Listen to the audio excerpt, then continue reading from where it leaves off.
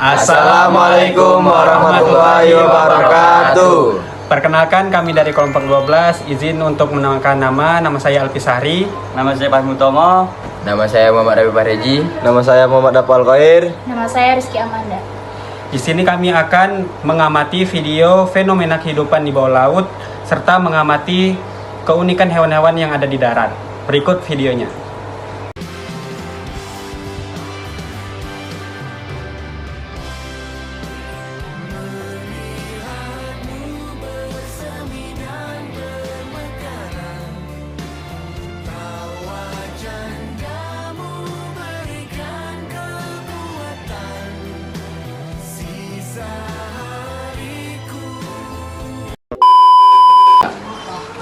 Setelah kami mengamati video tersebut, kami mendapatkan keunikan dari setiap hewan yang ada di laut maupun di darat. Saya mendapatkan contoh hewan ubur-ubur dan ayam. Saya mendapatkan karakter hewan ikan angelfish dan cicak. Saya mendapatkan keunikan dari karakter hewan kuda laut yang ada di laut dan bunglon yang ada di darat. Saya mendapatkan ikan paus yang ada di laut dan unta yang ada di darat. Saya mendapatkan hewan kerang bermutiara dan keledai.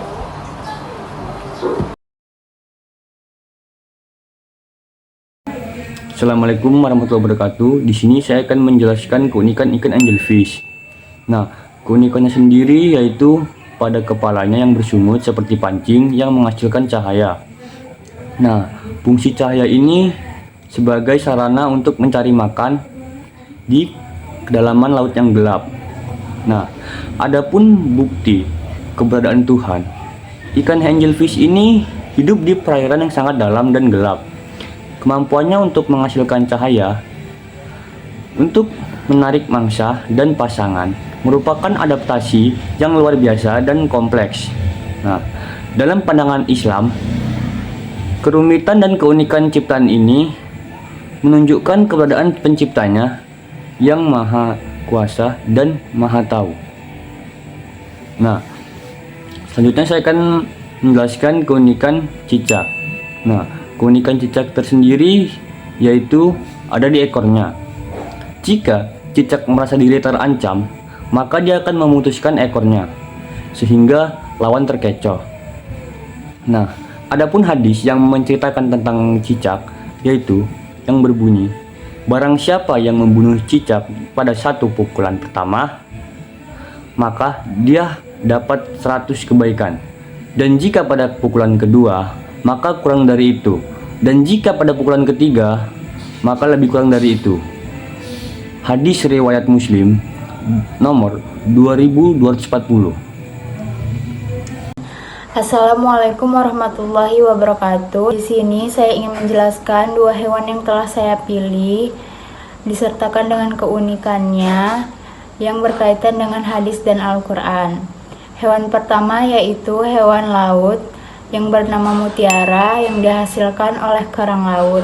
Disebut dalam Al-Quran, dari keduanya keluar mutiara dan marjan atau batu karang. Quran Surah Ar-Rahman ayat 22. Keunikannya adalah mutiara berasal dari kerang laut yang hidup di laut dan menghasilkan benda berharga dari proses panjang di dalam tubuhnya. Hewan kedua berasal dari darat yaitu keledai. Dalam kisah Bani Israel disebut dalam Al-Quran perumpamaan orang-orang yang dipikulkan kepadanya Taurat kemudian mereka tidak mengamalkannya adalah seperti keledai yang membawa kitab-kitab tebal. Quran Surah Al-Jumu'ah ayat 5. Keunikannya, keledai adalah hewan yang kuat dan sabar. Namun dalam ayat ini Allah menggunakan sebagai perumpamaan yang langka dan mendalam, bukan sekadar hewan biasa. Hewan ini dipilih untuk menggambarkan ilmu tanpa amal, menunjukkan keunikan simboliknya dalam Al-Quran. Keunikan kuda laut meliputi cara berenang yang vertikal, ekor yang dapat menggenggam, dan terletak pada sistem reproduksinya, di mana kuda laut jantan yang mengandungi anak. Mereka juga memiliki mata yang dapat bergerak dan tidak memiliki perut. Dan mereka makan dengan cara menyedot mangsanya.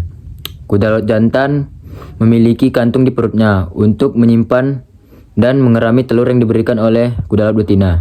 Ini adalah salah satu spesies di dunia di mana jantan yang mengandung dan melahirkan. Dalam Al-Quran tidak ada ayat yang secara spesifik menyebutkan kuda laut. Namun hubungannya dengan Al-Quran dapat ditarik dari pembahasan yang lebih umum mengenai kehidupan laut dan rukun Islam terkait hewan air. Dan ada juga keunikan bunglon yang lain, yaitu bisa merubah warna kulitnya dimanapun ia berada. Bunglon adalah salah satu tanda kekuasaan Allah Subhanahu wa Ta'ala yang menciptakan makhluknya dengan keunikannya masing-masing. Kemampuannya mampu merubah warna kulitnya adalah salah satu tanda kebesaran Allah Subhanahu wa Ta'ala yang membuat manusia mengagumi ciptaannya. Assalamualaikum warahmatullahi wabarakatuh. Saya akan menjelaskan tentang keunikan ubur-ubur. Ubur-ubur adalah hewan purba yang telah ada lebih dari 500 juta tahun dan bisa bertahan hidup di lingkungan laut yang asam. Hal ini berbeda dengan banyak organisme laut lainnya. Tubuh ubur-ubur hampir 95% terdiri dari air dan tidak memiliki struktur tulang atau organ kompleks seperti otak, jantung, dan paru-paru. Beberapa ubur-ubur dapat menghasilkan cahaya untuk menarik mangsanya. Keterkaitan ubur-ubur dengan Al-Quran dan hadis. Meskipun ubur-ubur secara spesifik tidak disebutkan di dalam Al-Quran maupun juga hadis, namun keberadaannya dapat dipahami melalui ayat-ayat dan hadis yang berbicara umum tentang penciptaan makhluk laut. Ayat tentang penciptaan makhluk laut, Al-Quran menjelaskan bahwa Allah menciptakan semua makhluk di laut dan menjadikannya makanan yang halal bagi manusia. Ini termasuk juga hewan yang tidak teratur seperti ubur-ubur. Oke, next lanjut yang kedua, saya akan menjelaskan tentang keunikan hewan ayam.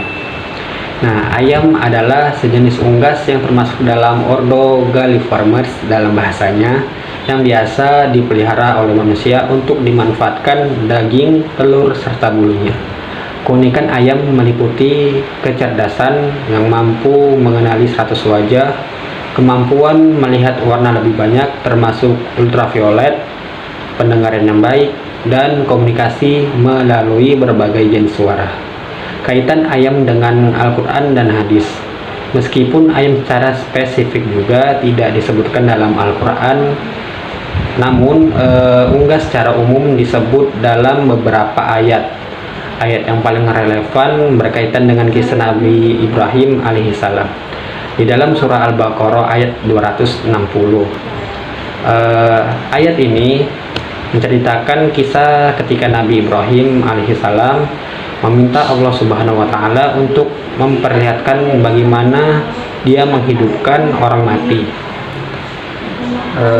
Allah memerintahkan Ibrahim untuk mengambil 4 ekor burung, mencincangnya dan mencampurkannya, lalu meletakkannya di puncak-puncak bukit.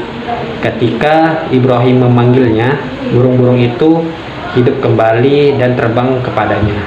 Nah, ayat ini menjadi bukti bahwa kuasa Allah dalam membangkitkan makhluk yang telah mati. Gitu. Oke. Di sini saya akan menjelaskan tentang keunikan dari ikan paus. Ikan paus adalah hewan mamalia terbesar yang ada di laut. Ikan paus memiliki panjang sekitar kurang lebih 30 meter dan memiliki berat sekitar kurang lebih dari 180 ton. Ikan paus memiliki keunikan tersendiri, yaitu bisa menyemprotkan air dari kepalanya.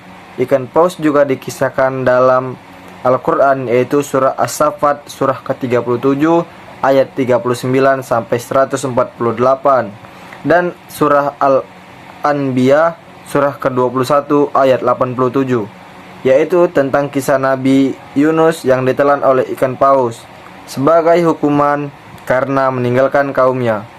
Di dalam perut ikan paus, Nabi Yunus bertasbih dan memohon ampun kepada Allah Subhanahu wa Ta'ala. Di sini juga saya akan menjelaskan tentang keunikan dari hewan unta. Unta adalah hewan yang dapat hidup di gurun pasir. Unta juga memiliki punuk yang ada di belakang sebagai alat penyimpan lemak. Unta juga dapat hidup tanpa air selama berminggu-minggu. Unta juga memiliki bulu mata dan kelopak mata ganda yang dapat melindungi mata dari pasir dan debu. Unta juga memiliki bibir yang tebal yang dapat memungkinkan memakan tumbuhan berduri tanpa luka. Unta juga sudah dijelaskan di dalam Al-Quran, ayat Al-Quran yaitu surah Al-Ghoshiyah ayat 17, yaitu, maka apakah mereka tidak memperhatikan unta bagaimana ia diciptakan? Sekian dari saya, terima kasih. Sekian video dari kami mengenai keunikan dari hewan yang ada di laut maupun di darat, serta kaitannya dengan Al-Quran dan juga hadis. Sekian, terima kasih. Wassalamualaikum warahmatullahi wabarakatuh.